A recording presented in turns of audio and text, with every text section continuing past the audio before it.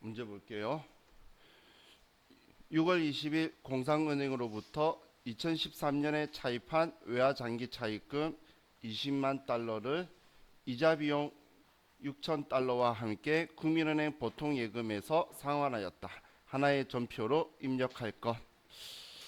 자, 그러면 이 문제를 저는 그냥 바로바로 입력할게요. 날짜 4월 20일 날. 자, 우리는 외화장기 차입금을 상환하는 거죠. 이자와 함께.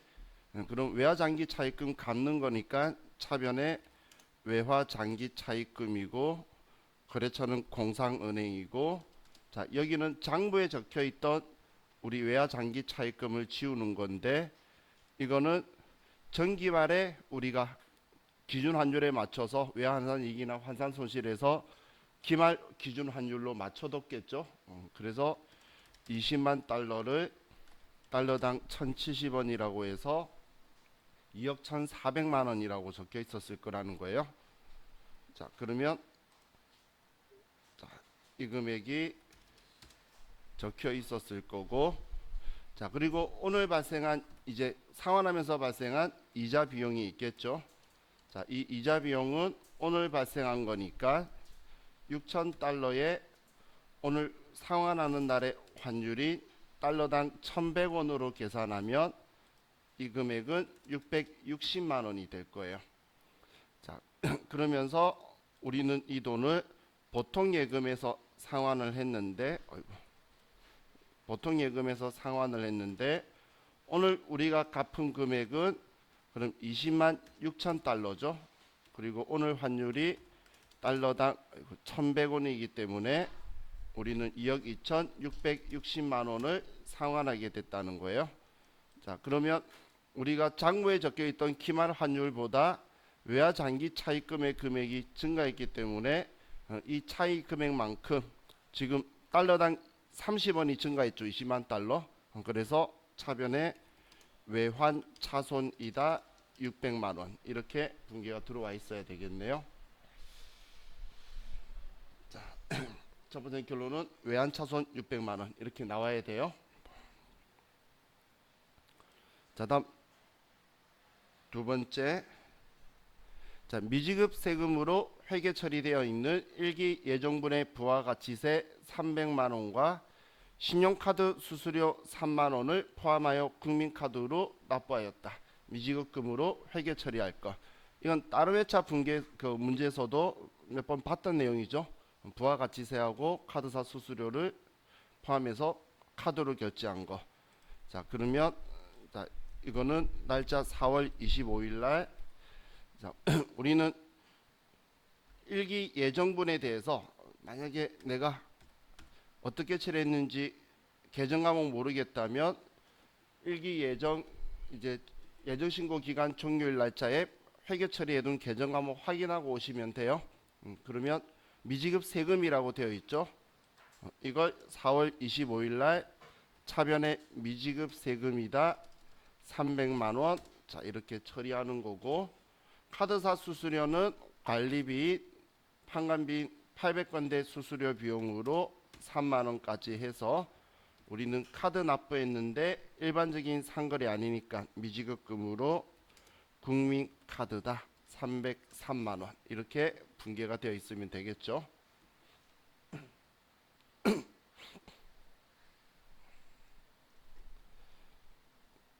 자, 다음.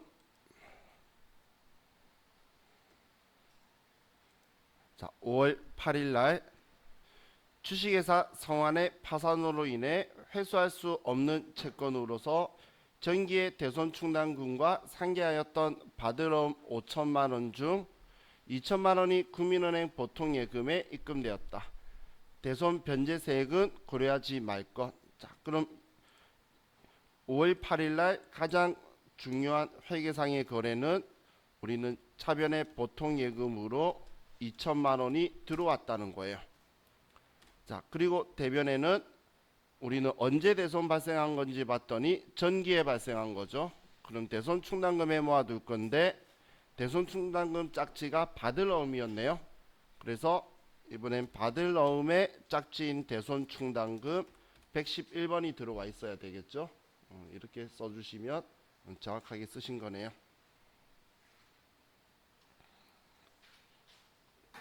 자, 다음 7월 23일 거래처인 설현 상사에 대한 외상 매출금 2천만 원을 금전 소비대차 계약으로 전환 처리하여 36개월간 대여하기로 하였다. 그럼 외상 매출금을 지우고 36개월이니까 장기 대여금으로 계정 과목을 대체하면 되겠네요. 자, 그럼 7월 23일 날 우리는 외상 매출금을 지우기 위해서 대변의 외상 매출금 설현 상사 2천만 원, 차변의 장기 대여금 설현 상사 2천만 원. 이 두 군데 다 거래처 정확하게 들어가 있으시면 정확하게 하신 거예요.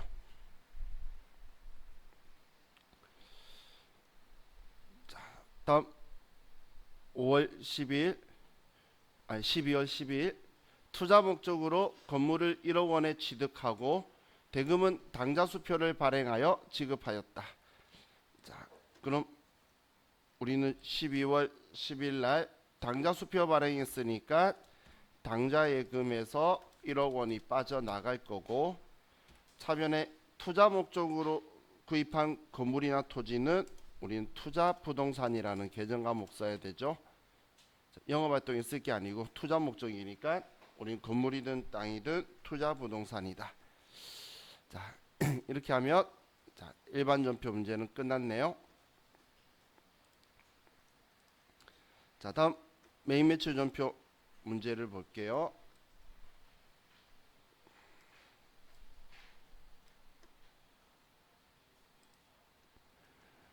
자, 7월 14일 주식회사 웅전으로부터 원재료를 매입하고 영세율 전자세금 계산서를 수취하였다. 대금은 주식회사 웅전에 대여한 대여금과 상계하기로 하였다. 자, 상환 기간이 올해 12월 13일까지니까 단기 대여금이었겠죠. 자, 그럼 영세율 세금 계산서 받은 거니까 7월 14일 날 52번 매입 영세고 자, 우리는 원재료 샀고 4,000개 단가 만원, 거래처는 주식회사 웅전이고 영세율 전자세금 계산서고, 자, 분계는 혼합이다라고 해야 되겠네요. 자, 그럼 우리 원재료 산 거는 맞고 대변에 대금은 단기 대여금하고 우리가 상계하기로 했으니까 대변에 단기 대여금이라고 들어와 있어야 되겠죠.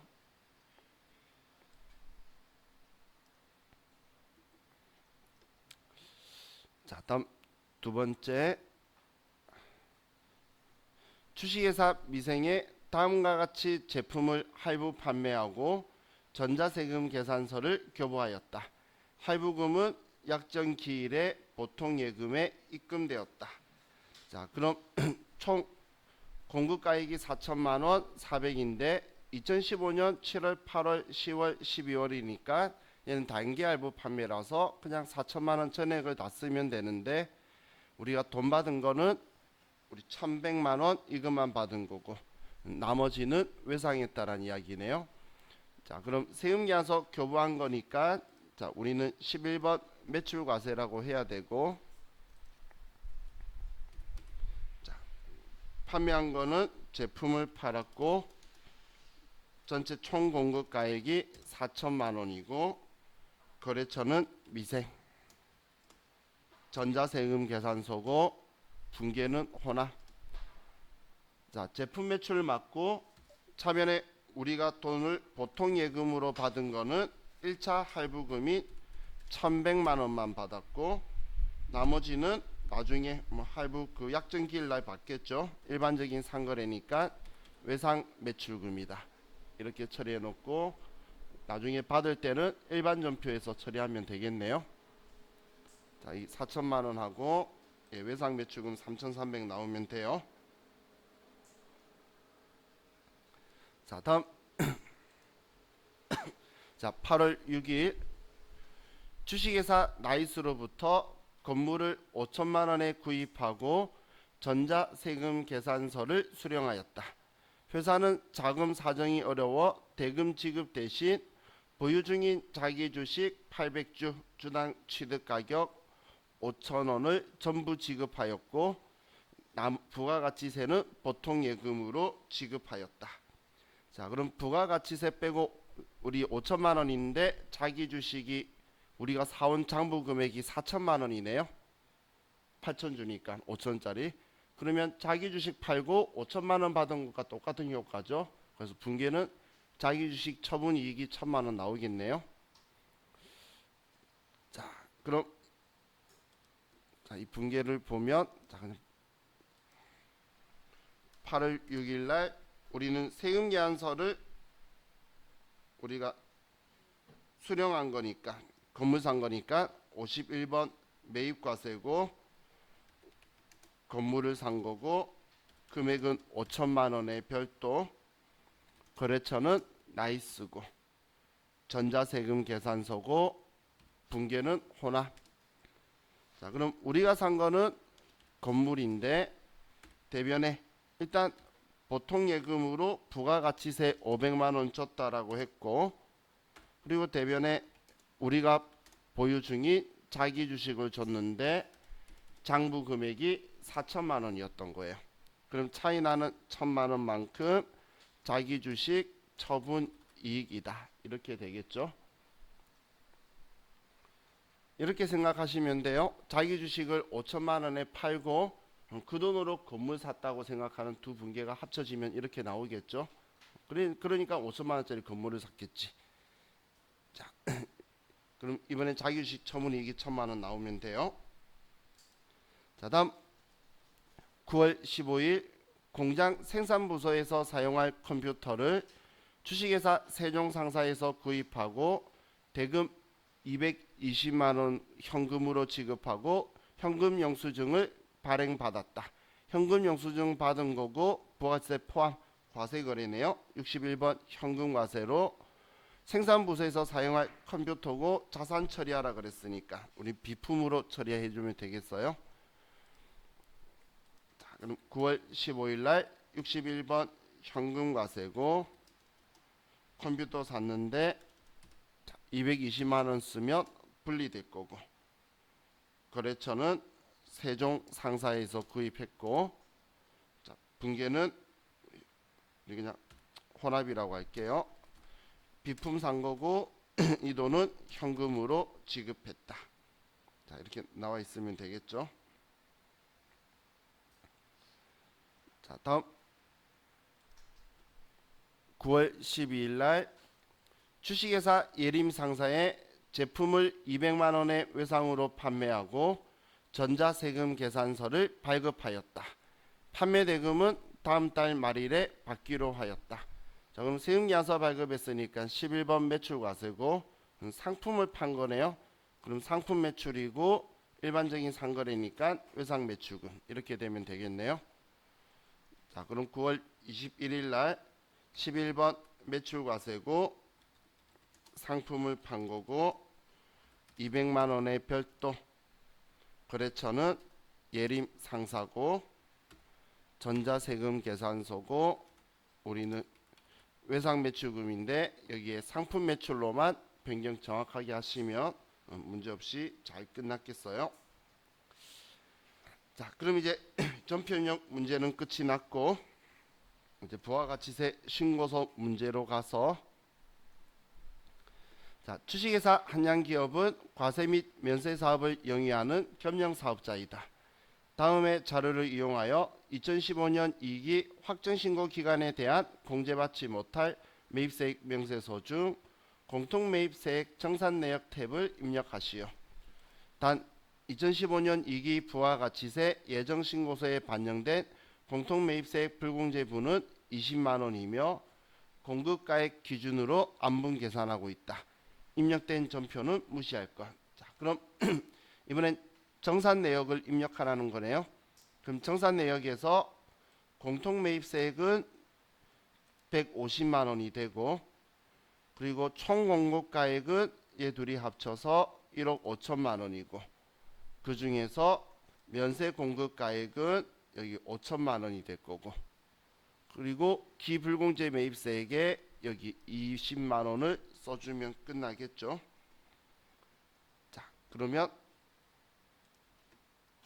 공제받지 못할 매입세 임명세서로 가서 자, 기간이 2기 확정이니까 2기 확정이니까 10월부터 12월이고 자, 공통매입세 정산 와서 공급가액 기준에 아니오라고 하고 자, 총 공통매입세액은 150만 원. 총 공급가액은 1억하고 5천 합쳐서 1억 5천만 원. 면세 공급가액은 5천만 원. 기불공제 매입세액은 20만 원. 그렇게 해서 29만 9,999원이 나오면 이번 서식 작성 끝났네요.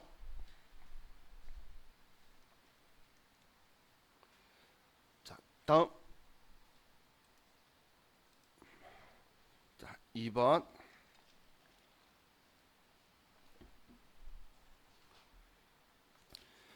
2015년 1기 확정 신고를 7월 25일에 하였는데 이에 대한 오류 내용이 발견되어 처음으로 2015년 10월 23일 수정신고 및 납부를 하였다. 부가가치세 수정신고서 과세표준 명세 포함을 작성하시오. 단 미납일수는 90일로 하고 매입매출전표에 입력하지 마시오. 그러면 먼저 수정신고 준비를 하고 1기 확정신고인 4월부터 6월까지의 수정신고 1차로 들어오고 자, 그럼 이제 여기에서 빠뜨렸던 거 자, 첫 번째 직수출 5천만 원에 대한 매출 누락이 발생하였다. 자, 그럼 직수출이면 6번 칸에 5천만 원이라고 써주고 자, 다음 비사업자인 최연에게 제품 운반용 중고 트럭을 2,200만 원에 현금 판매한 것을 누락하였다. 자, 세금계약서 미발급분이다. 자, 그럼 이번엔 트럭을 판 거죠. 그리고 세금계약서나 뭐나 아무런 증빙을 발행 안 했으니까 우리는 과세품이니까 4번 과세에 우리 기타 쪽으로 와서 자, 금액은 여기 2천만 원에 200만 원.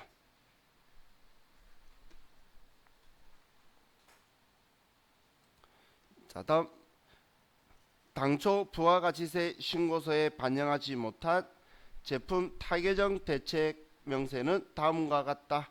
제품 제조에 사용된 제한은 모두 매입세 공제분이다. 자, 그럼 매입세 공제분이다 이런 표현이 나오는 건 간주공급 차단한 이야기죠. 그럼 매출처에 접대 목적으로 제공한 거는 시가로 250만 원이 될 거고 불특정 다수인에게 홍보용 제품 제공한 거는 얘는 간주 공급이 아니죠. 그러면 우리 사업상 증여가 위에 거만 250만 원 되네요. 그럼 간주 공급은 우리는 영세율 기타에 들어와야 되니까 250만 원 더해서 2,250만 원이 되고 그럼 더 이상 특별한 내용이 없죠. 자, 그럼 이제 여기에서 먼저 누락한 납부세액을 생각을 해볼게요.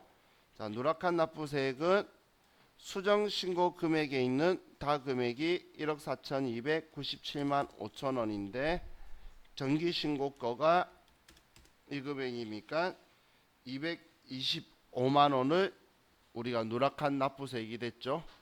지금 여기에서 이 금액을 뺀 거예요. 수정신고분에서 정기신고. 자, 그럼 225만 원을 우린 가산세로 가서 자, 과소 초과환급 일반에 225만 원인데 지금 문제에서는 미납일수가 90일이라 그랬죠. 그럼 3개월 이내니까 75% 감면이 되겠네요. 자, 그럼 이거에 자 10%니까 0.1 그리고 25% 부과할 거니까 0.25 하면 56,250원이 가산세가 되겠죠. 그러면 이 금액이 우리는 56,250원이 신고 불성실 가산세고, 자, 또 225만 원인데, 자, 이건 지금 현재는 날짜를 주니까 신경 안 쓰셔도 되는데, 자, 이때는 날짜를 안 줬을 때요. 그럼 이 금액에 곱하기 2.5 나누기 만 곱하기 미납일수를 90일로 하면 56,225원이 나오네요. 그럼 56,225원을 우리는 납부불성실에 56,225원이라고 써주고, 자, 그리고 이제 우리 영세율 있었죠? 영세율 5천만 원. 자, 이 5천만 원인데, 그럼 자, 일단 들어가서 볼게요. 자, 영세율 과세표준 신고 불성실에 5천만 원 쓰는데 여기에 25만 원이 있네요. 그럼 25만 원 이것도 위에랑 똑같이 25% 감면을 받아서 75% 감면을 받아서 25%만, 그럼 62,500원이 되겠죠. 이 62,500원이 영세율 과세표준 신고 불성실 가산세가 되겠네요. 자, 지금 그 혹시 미리 답안지를 보신 분은 당연히 가산세는 세율이 틀리니까, 우리 감면율이 틀리니까 다르게 나와 있을 거고, 자, 이 부분에 대해서 세금 계산서 미발급 가산세가 과거에 적혀 있었을 텐데, 지금 현재는 이 사람이 비사업자죠. 그렇기 때문에 가산세 대상이 아니에요. 사업자한테 세금계산서 미발급분이면 가산세 대상이 되는데, 비사업자인 개인한테는 세금계산서 발급할 수가 없죠. 의미가 없기 때문에 가산세, 지금은 미발급 가산세 대상은 아니에요. 지금 현재는 상대방이 빚자가 빠진 사업자였다면 세금계산서 발행을 해야 되는 거예요. 자, 다음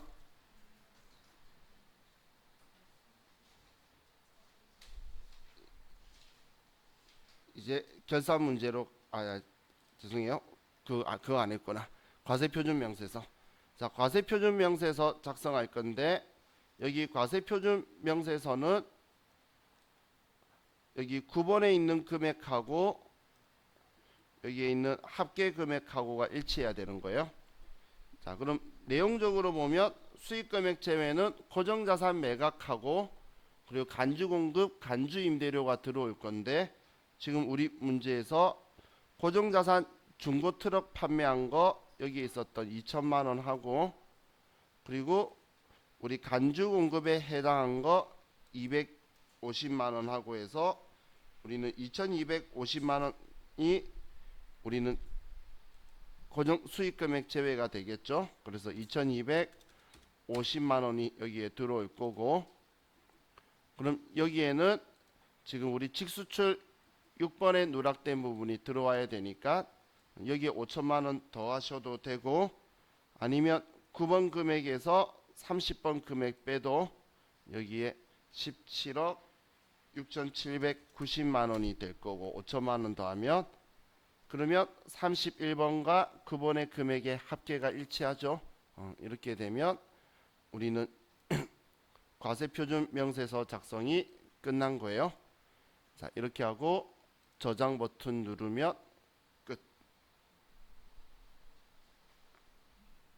자, 다음 이제 결산 문제로 가봅시다. 자, 결산 문제는 항상 일반 전표 12월 31일을 가지고, 자, 1번 단기말 보유하고 있는 매도가능 증권의 내역은 다음과 같다. 자, 근데 취득한 게 올해 취득했네요. 그러면 큰 어려운 거 없겠다. 올해 취득했으니까 지금 주당 500원이 올랐고 천주니까 50만 원 올랐다만 써주면 되겠죠. 그러면 매도 가능 증권이니까 차변에 매도 가능 증권을 쓰는데, 자, 특별한 말 없으면 무조건 투자 자산을 써야 된다라고 했어요. 자, 178번 매도 가능 증권에 50만 원 올랐다. 매도 가능 증권 평가이익 50만 원이다. 자, 이렇게 해주면, 자, 1번은 끝났고, 두 번째, 다음 2기 확정 부가가치세 신고서의 일부 내용을 참조하여 부가세 대급금과 부가세 예수금을 정리한다. 단 환급 또는 납부세액 발생 시 미수금 또는 미지급 세금 계정으로 회계 처리하고, 전자신고 세액공제 만원은 영업외 수익 중 적절한 계정 과목을 선택하여 반영한다. 자, 그럼 지금 여기에서 지금 과세표준 및 매출세액의 이 매출세액이 부가세 예수금이고, 그럼 매입세액 중에 이 금액이 부가세 대급금이고, 그리고 이 금액이 그렇죠, 영업외 수익 중에 적절한 계정 과목 자비익이고, 그리고 예수금이 더 많아서 플러스로 납부해야 될 거는 얘는 미지급 세금으로 이렇게 분계를 써주면 끝나는 거네요. 자, 그럼 자, 예수금 정리하는 거니까 차변에 부가세 예수금이 와야 되고, 이 금액이 3,602만 원이고, 대변에 부가세 대급금이 3,194만 5천 원이고, 자비익은 수익이니까 당연히 대변에 만 원이었고, 이 나머지들은 부채인 미지급 세금으로 406만 5천 원이다. 이렇게 써주면 되겠죠. 답에서 문제에서 불러준 대로 그냥 금액만 맞춰 쓰면 돼요. 자, 다음 3번 정기말 성급비용 2,400만 원은 공장 임차료 계약기간 2015년 1월 1일부터 2015년 12월 31일 1년치를 산납한 부분에 대한 것이다. 당사는 2015년 4월 1일에 공장 건물을 신축 완공하여 이전하였으며, 이전 후 공장 건물은 영업관리부 직원들의 휴게시설로 사용하였다. 성급비용에 대하여는 월할 계산하기로 하며 음수로 분개하지 마시오. 자, 성급비용으로 처리가 되어 있는 거죠. 근데 그 기간이 올해 전부 다 소멸되기 때문에 성급비용 2,400만 원을 전부 다 지워줄 거예요. 자, 다 지워줄 건데, 자, 그럼 얘가 우리는 임차료라는 계정 과목으로 바뀔 건데, 4월 1일부터는 영업부 직원이 있었어요. 그럼 3개월치는 공장 건물의 임차료니까 500번대 임차료일 텐데, 4월 1일부터 해서 우리가 9달 동안은 우리는 영업관리부 휴게실이니까 800번대 임차료라고 써줘야 되겠죠. 그거에 대한 이야기예요. 그럼 지금 2,400만 원이 1년치니까 한 달에 200만 원이라는 거니까 500번대 임차료는 3달치니까 600만 원이고, 나머지 1,800만 원은 800번대 임차료.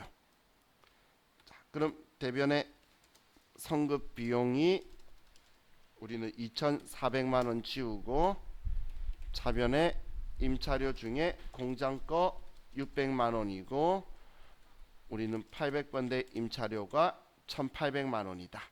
자, 이렇게 나오면 되겠네요.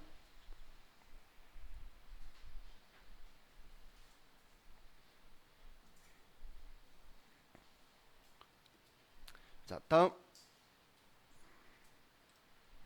4번 기말 현재 외화 장기 차입금의 계정 과목으로 반영된 차입금이 900만 원으로 계상되어 있다.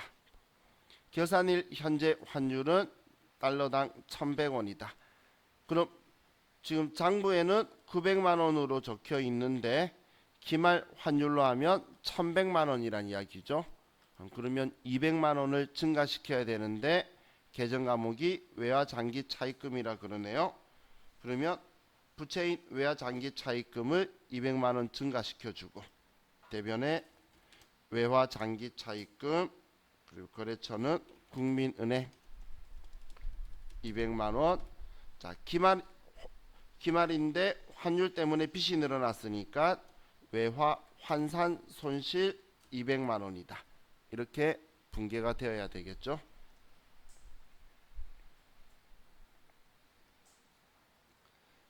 자, 다음 5번 기말 현재 재고 자산은 다음과 같다. 단 기말 제품 중에는 구매자가 구매 의사를 표시한 시송품 420만 원이 포함되어 있다. 자, 그럼 구매자가 구매 의사를 표시한 시송품은 내 거 아닌데 제품에 포함되어 있으니까 여기에서 420만 원 빼서 기말 제품 재고액은 1200만 원만 써줘야 되는 거네요. 자, 그럼 이건 자동 결산으로 가서 자, 기말 원재료 재고액에 900만 원, 기말 제공품 재고액에 500만 원, 자, 기말 제품 재고액에 1200만 원. 자, 이렇게 써주고 전표 추가하면 자, 이번 문제 끝. 자, 이번에 이 금액만 정확하게 생각해서 쓰시면 되는 거죠. 자, 다음 5번. 자, 김성진 7월 급여 자료를 입력하시오. 자, 급여 내역들이 있고 공제는 특이한 거 없네요. 자, 식대 이외에 별도의 식사를 제공하고 있지 않다. 비과세란 이야기고, 자가운전 보조금은 김성진 본인 소유 차량을 업무 수행에 이용하고 실제 소요된 여비 대신에 지급한 부분을 실비 변상 성격으로 보상해 주는 것이다. 얘도 비과세고, 자, 필요시 수당 등을 등록하고 과세 여부를 판단하여 급여 자료에 입력한다. 사회보험은 제시된 자료 기준으로 적용한다. 자, 그럼 자, 지금 웬만한 건 있는 거고 자격증 수당만 우리는 과세로 만들어 주면 되겠네요. 자, 그럼 원천징수 가서 급여 자료 입력으로 가고 수당 공제에서 기본급 있고 상여 있고 직책수당, 월차수당, 자가운전 보조금, 식대 둘 다 비과세니까. 그리고 우리는 자격증 수당 과세로 만들고 그 외에는 특이한 내용이 없죠. 자, 그럼 이제 7월달 급여를 지급일이 7월 25일이고 김성진 사원에 대한 급여 220, 100만원, 25만원, 15만원, 20만원,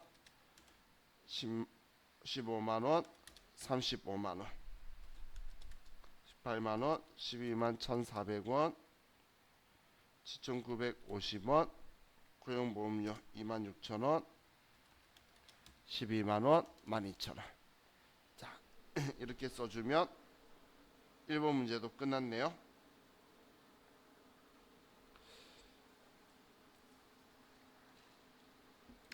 자, 다음 2번 사무직 계속 근로자인 황설아 씨의 세부담 최소화를 위한 사원 등록 메뉴에 부양가족 명세 탭을 입력하고 연말정산 추가자료 입력 메뉴에 연금 저축 등 탭과 연말정산 입력 탭을 입력하시오.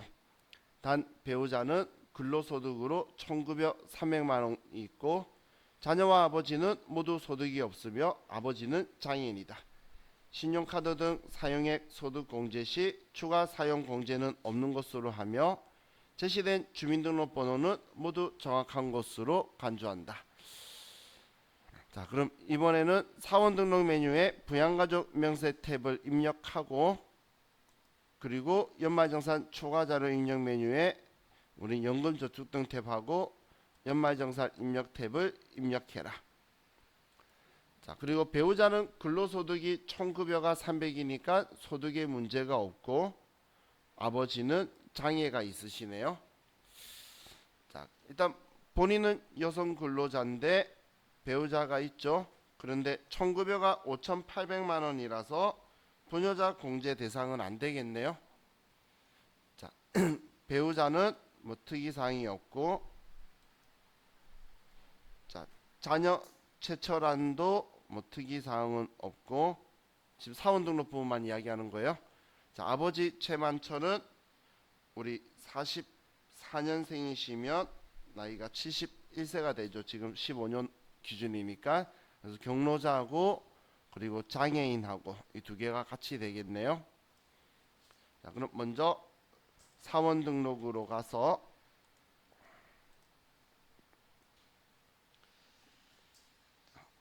황설아 씨의 부양가족으로 와서 본인은 특별한 거 없고 최민석, 자, 배우자는 기본공제 대상, 자녀 최철환,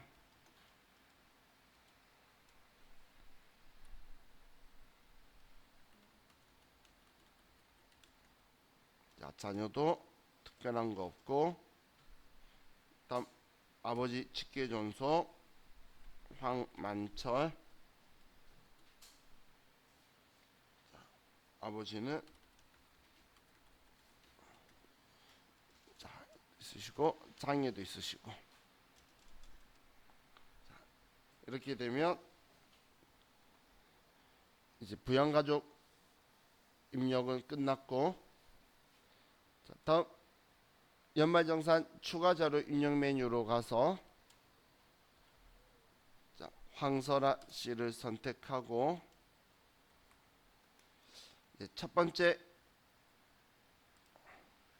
본인 거에 자동차 보험료는 되고 저축성 보험은 안 되고 종교단체 기부금 되고 의료비는 700만 원 중에 400만 원은 질병치료 목적이고 미용 치료 목적은 300만 원은 안 되고 직불카드 사용한 게 있는데 자, 우리 취득세가 있죠. 세금은 우리는 신용카드 공제 대상이 아니고 대중교통 1800 있다 그랬으니까 180 있으니까 대중교통엔 180 쓰고 직불카드에는 480 뺀 금액 그래서 1520만 원 쓸 거고 자, 배우자의 지정기부금 되고 중고자동차는 카드로 하게 됐으면 10%인 40만 원만 해서 우리 1350만 원이 1340만 원이 일단 신용카드 쪽에 또 더해지겠네요.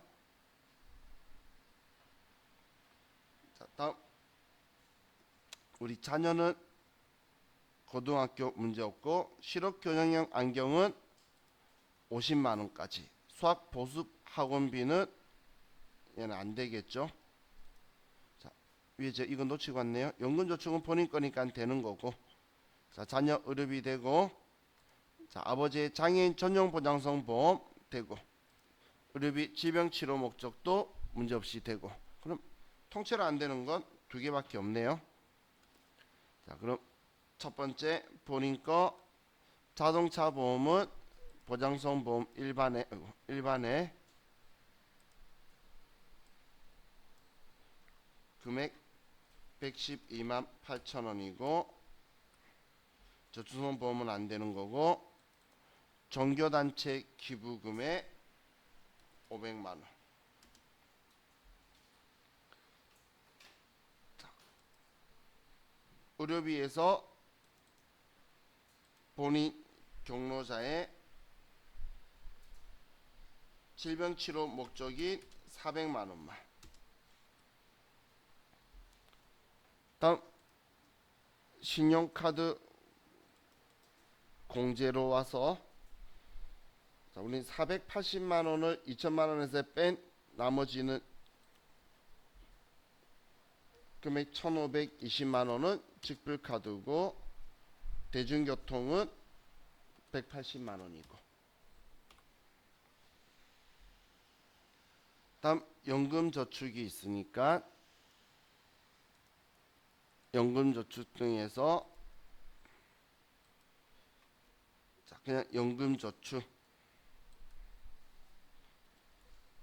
코드는 우리은행 납입금액은 400만 원. 죄송해요. 자, 증권번호 쓰고 400만 원. 자, 그럼 연말정산 쪽에 와 보면 자, 여기 반영되어 있고, 자, 다음 우리 지정기부금의 배우자 거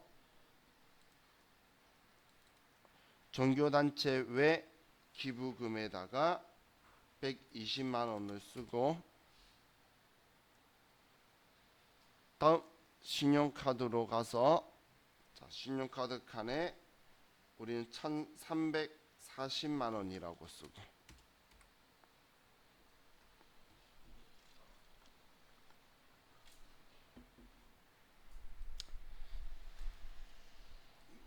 자, 이제 자녀 최철한한테 와서 고등학생 학교 등록금이 초중고로 가서 240만 원이고,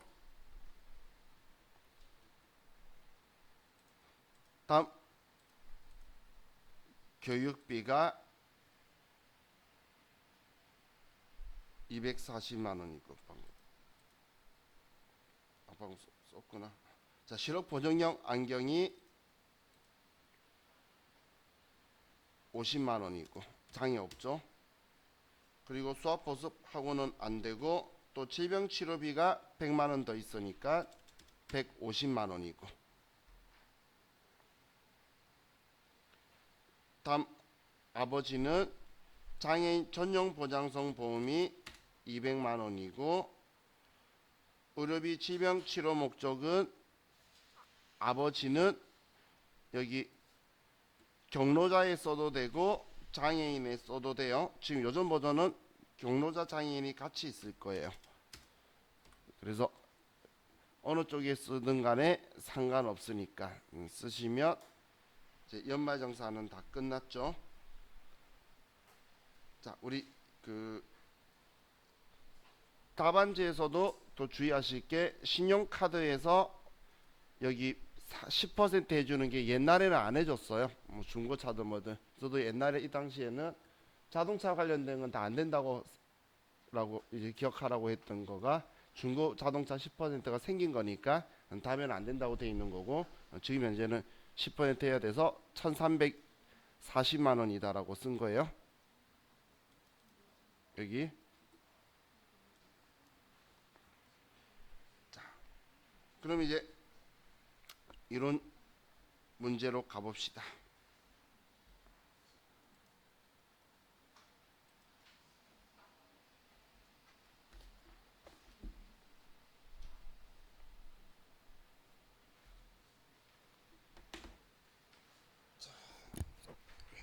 맞아.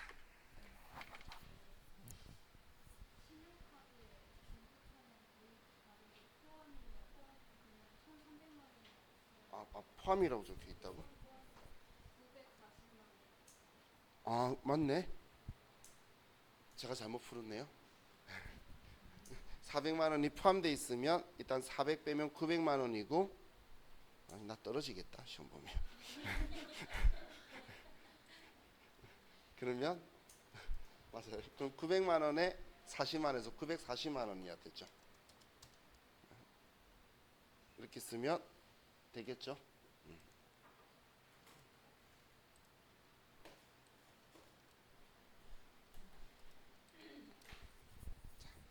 그럼 이제 이론 문제 봅시다.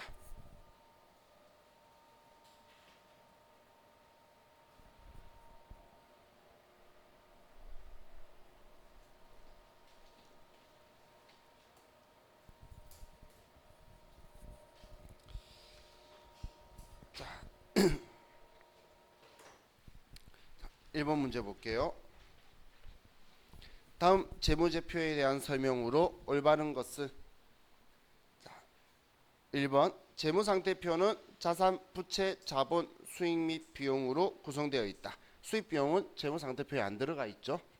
그러니까 1번은 틀렸고, 이번에 재무상태표는 일정 기간 동안의 기업의 경영 성과에 관한 정보를 제공한다. 이건 손익계산서 이야기죠.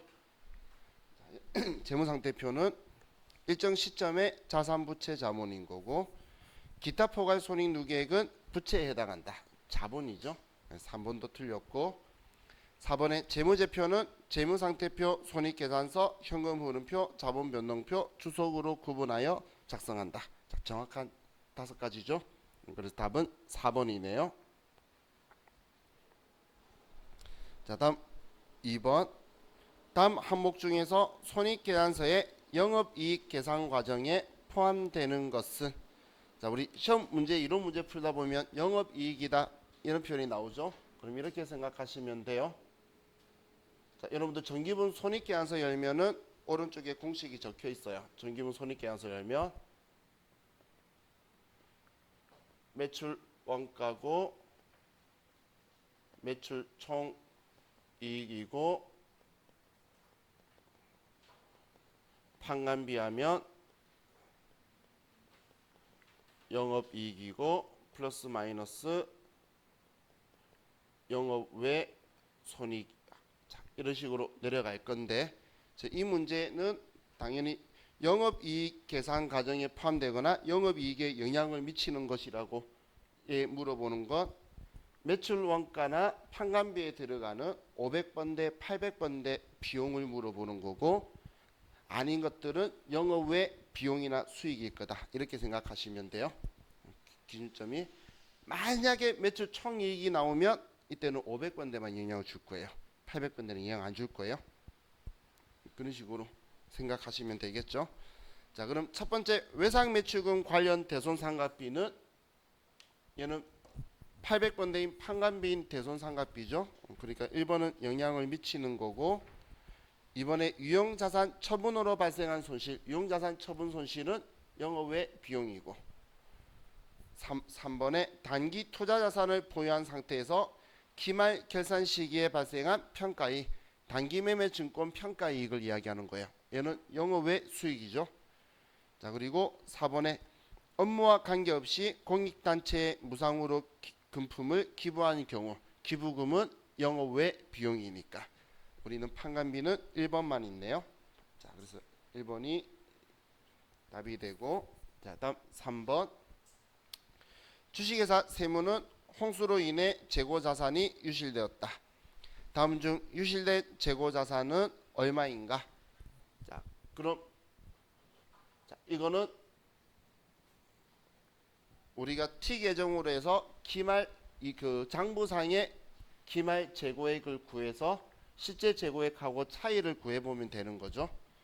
자, 그럼 이렇게 나올 때는 그냥 상품처럼 단순한 T 계정 한 개를 가지고 나와요. 그럼 얘가 기초, 기말, 매입, 매출 원가가 나올 거고, 이걸 좀 더 넓게 만들면 매출 원가가 얘가 되는데, 매출액에서 매출 원가 빼면 매출 총 이익이 된다. 자, 이거 틀을 가지고 문제를 주로 내는 거예요. 그럼 기초 재고 자산은 8만 원이고,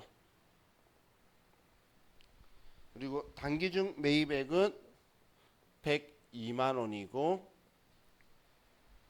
그리고 단기중 매출액은 80만 원이고, 그리고 매출 총 이익률은 20%이고, 그럼 이 80만 원 중에 매출 총 이익률이 20%면 원가율은 80%란 이야기죠. 자, 이 말 이해가시죠? 그러면 얘는 64만 원이고 이익은 그래서 16만 원이다 이 이야기인 거예요. 그럼 이 64만 원이 매출 원가가 되겠죠. 매출 원가가. 그럼 합치면 차변적 합치면 110만 원인데 64만 원이니까 36만 원의 장부상 기말 재고액이 있어야 되는데 실사해 보니까 있는 게 10만 원밖에 없대요. 그럼 차이 나는 금액은 26만 원의 차이가 나죠. 그래서 우리는 26만 원치 맞나요? 제가 산수 틀렸나요? 아, 46만 원이구나. 아, 산수도 안 돼 이제. 46만 원이니까 산수가 틀렸어요. 그러면 36만 원이 답이죠. 저처럼 이렇게 산수를 못하면 보기 26만 원 있으면 찍었을 거잖아. 기분 좋게 혼자서. 그죠? 그러면 망하는 거예요. 없으니까 내가 없나 하고 봤지. 항상 1 더하기 1도 계산기로. 자, 그래서 답은 1번이 되죠. 자, 다음 이제 4번 볼게요. 자, 유가증권에 대한 내용으로 틀린 것은 1번 상품권은 회계상 유가증권에 해당한다. 상품권은 유가증권이 아니에요. 그죠? 얘는 말 자체가 1번 틀렸고, 자 2번 단기매매 증권 평가손익은 미실현 보유손익이지만 단기손익에 반영한다. 영업의 수익비용 처리한다 이 말이니까 맞는 거고, 3번에 유가증권에는 지분증권과 채무증권이 포함된다. 유가증권은 이렇게 두 분류로 나누니까 맞고, 4번에 유가증권의 손상차손 금액은 단기손익에 반영한다. 우리 단기매매증권 손상차손이든 투자증권 손상차손이든 전부 다 영업의 수익비용인 거예요. 우린 제조업이기 때문에. 그래서 반영한다면 맞고, 틀린 게 1번이 틀렸네요. 자, 다음 5번. 다음은 충당부채 및 우발부채에 관한 설명이다. 잘못된 것은.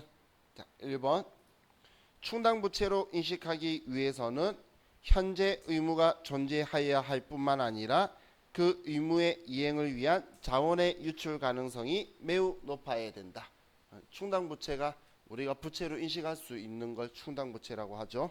그래서 과거에 일어난 일에 대한 결과로 우리가 돈이나 뭔가를 갚아야 된다는 이야기예요. 그래서 1번은 맞고, 두 번째 충당부채의 명목 금액과 현재 가치의 차이가 중요한 경우에는 의무를 이행하기 위하여 예상되는 지출액의 현재 가치로 평가한다.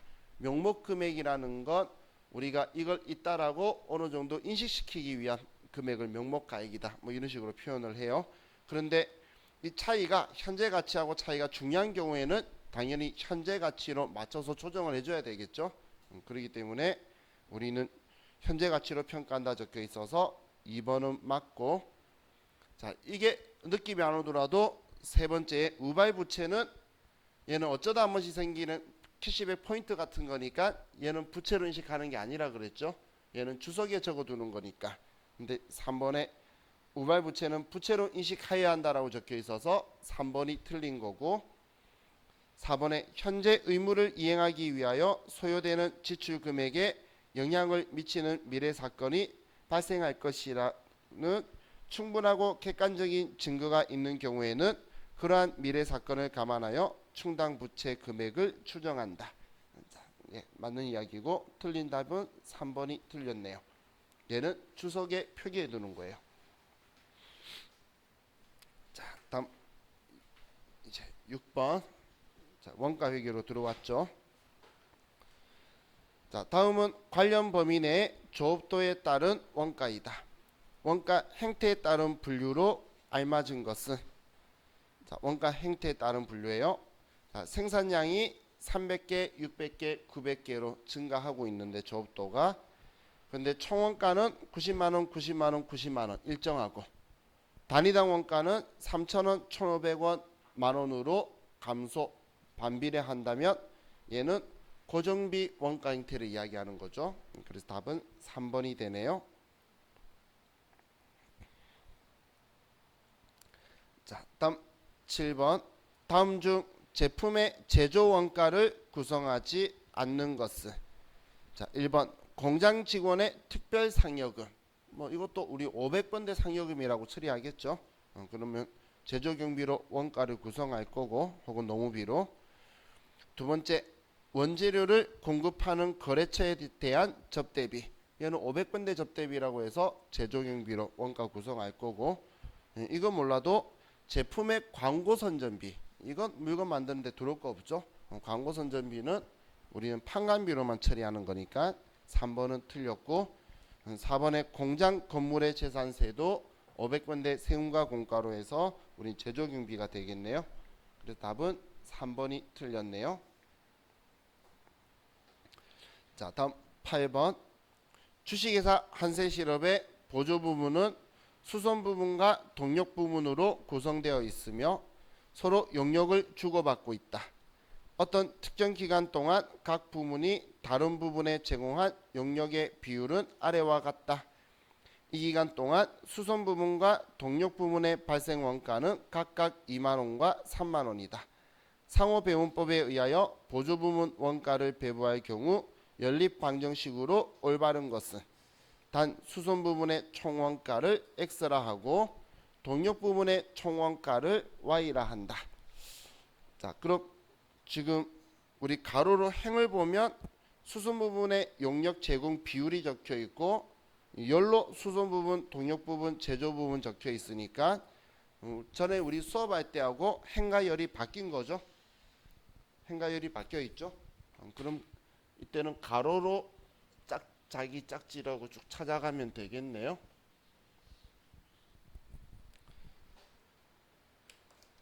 지금 이번에는 이렇게 적혀 있는 거죠. 수선 부분,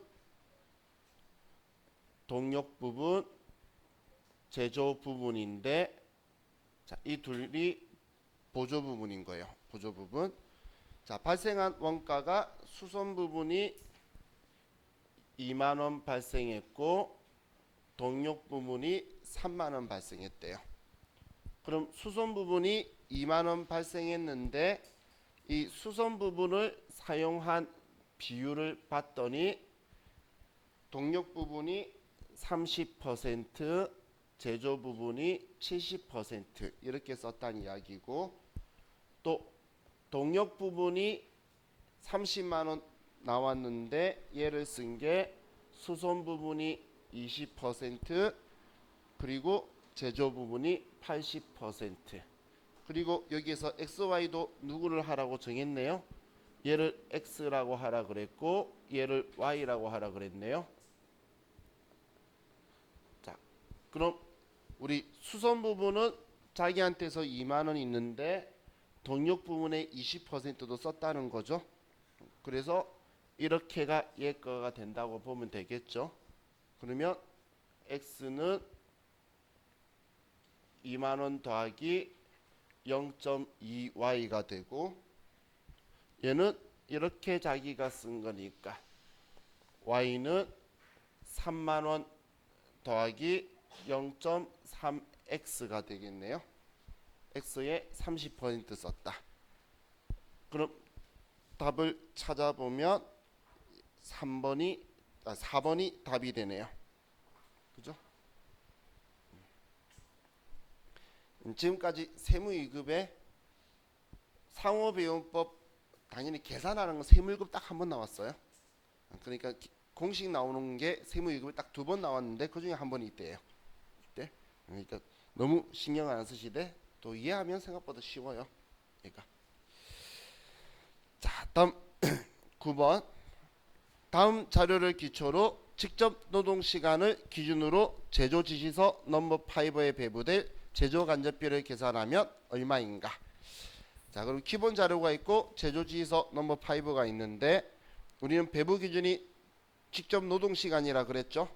그럼 이런 문제 나오면 제조 간접비 이야기하면 총 제조 간접비 금액의 전체 조업도를 나눠버리고 먼저.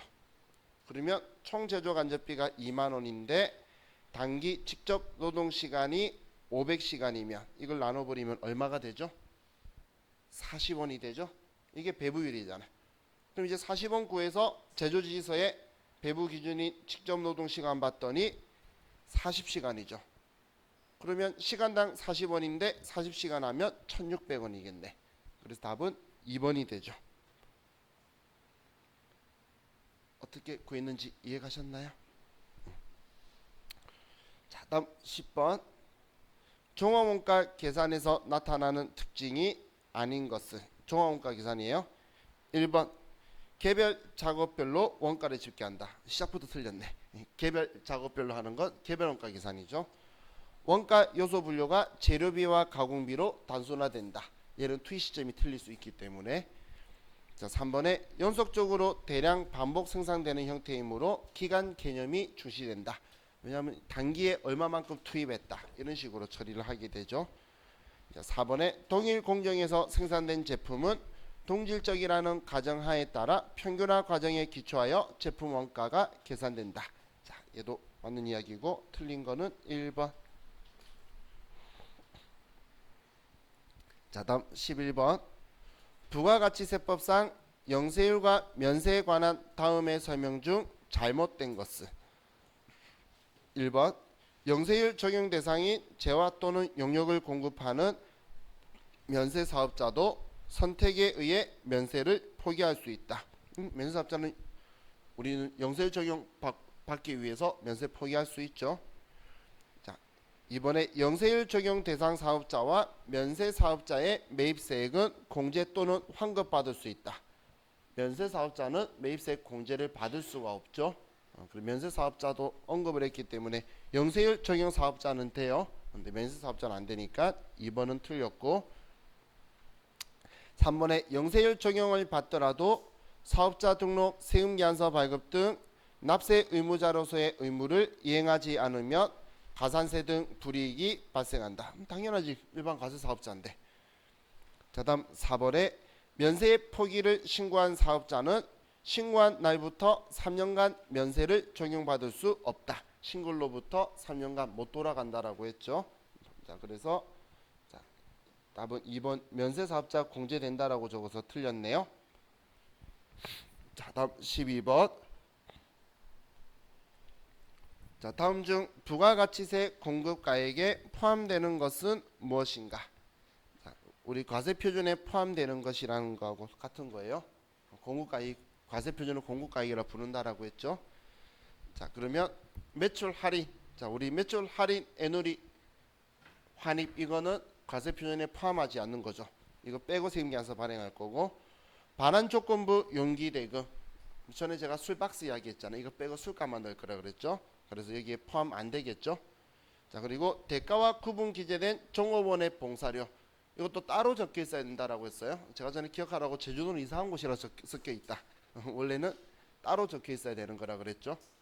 자, 그래서 3번도 포함 안 되고, 할부 판매 이자 상당액. 이거는 우리 연불 이자라고 표현하는 거죠. 이거는 우리는 같이 그냥 세금계산서 발행하는 거라 그랬어요. 그래서 4번이 답이 되네요. 자, 다음 13번.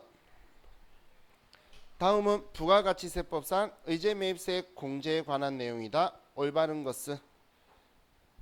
자, 1번 의제매입세 공제는 구입한 원재료에 대한 한도 없이 전액에 대하여 의제매입세 공제율을 적용하여 공제받을 수 있다. 아니죠. 우리는 확정신고 때에 매출액 대비 몇 퍼센트 한도 계산하기 위해서 우리 아래에 과세표준을 입력했던 기억이 있으시죠? 그래서 1번은 틀렸고, 2번에 의제매입세 공제는 부가가치세 확정신고뿐만 아니라 부가가치세 예정신고할 때도 공제받을 수 있다. 예정신고 때는 한도 계산 안 하고 그냥 해주고, 확정 때는 한도 계산해야지 해주고, 그래서 예정 때 받을 수 있으니까 2번 맞고, 3번에 간이과세자는 의제매입세 공제를 받을 수 없다. 간이과세자는 오히려 간이과세자인 음식점은 109분의 9로 훨씬 더 많이 해준다라고 있어요. 그래서 간이과세자는 영세율 적용도 되고 의제매입세 공제도 되고 다 돼요. 자, 근데 없다라고 해서 틀렸고, 4번에 개인사업자 일반과세자인 음식점은 농어민으로부터 정규 증빙 없이 농어민으로부터 구입 시 의제매입세 공제를 받을 수 있다. 자, 우리 실기할 때 주의해야 되는 거였죠. 제조업만 농어민 매입분 되고 음식점은 농어민 매입분 안 되는 거였으니까. 그래서 4번 틀렸죠. 자, 다음 14번 소득세법상 원천징수 대상 기타 소득에 해당하는 것은. 자, 원천징수 대상이라고 했을 때 이렇게 생각하시면 돼요. 여러분이 지급할 때 세금 떼고 주는 게 원천징수잖아. 그렇게 생각하고 보면, 자, 알선 수재, 배임 수재에 의해서 받을 때, 그럼 여러분이 저한테 그걸 준다 그러면 제가 여러분한테 줄 때 원천징수하고 주면 말이 되나요? 안 되겠죠? 두 번째, 뇌물 주면서 원천징수하고 주는 거 말도 안 되는 이야기잖아. 1번이면 틀렸죠? 법인세법에 따라 기타 소득으로 처분된 거는, 이건 우리는 법인세법이 제 기타 소득이야, 원천징수 시키는 거예요. 얘는 원천징수해야 되고, 4번에 계약의 위약으로 인하여 받은 위약금으로 계약금이 위약금으로 대체된 경우. 자, 이거예요. 여러분들 그 부동산 계약할 때 보면 계약금을 걸죠. 그런데 상대방이 계약금 걸었는데 집을 안 판대, 예를 들어서. 그럼 그 계약금 이제 자기께 되는 거죠. 그 계약금 하면서 원천징수 행도가 떼가나요? 말이 안 되죠. 그래서 원천징수 대상되는 소득, 기타 소득은 3번만 되네요. 자, 다음 5번 소득세법상 근로소득자와 사업소득자, 다른 종합소득이 없는 자에게 공통으로 적용될 수 있는 공제 항목을 나열한 것은. 자, 이건 자, 우리가 그 연말정산을 받을 수 있는 건 근로소득자만이 아니고 방문 판매원이나 보험 판매원들 있죠. 그 사업소득만 하시는 분도 연말정산을 받을 수 있어요. 그런데 우리 항목별 공제라고 하면서 연말정산 초과자를 입력해서 주로 하던 거 있죠. 그거는 우리 그 연말정산 입력 탭 쪽에서 하는 거는 근로소득자들만 되는 건데, 그런데 연금이라든지 아니면 우리 인적공제라든지 이런 거는 우린 사업소득자도 가능해요. 그래서 우리는 가나다는 사업소득자도 되고 근로소득자도 되고, 근데 기부금 공제, 신용카드 소득 공제는 우리는 연말정산 입력 탭에서 하는 거였죠. 이거는 근로소득자만 되는 거예요. 그래서 우리는 가나다인 답이 4번이 되네요.